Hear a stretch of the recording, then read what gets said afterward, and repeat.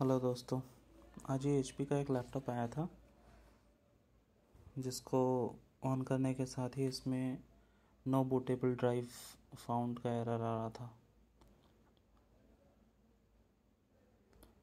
BIOS में भी information hard drive या SSD के बारे में मिला नहीं मेरे को।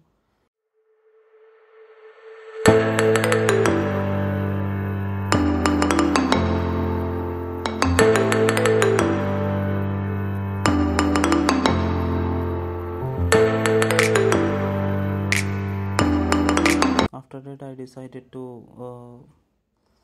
remove its back panel. Then I saw that SSD was missing actually.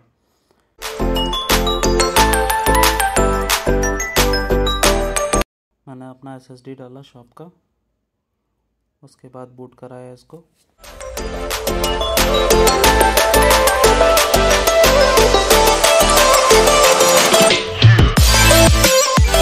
तो आप देख सकते हैं डिस्प्ले आ चुका है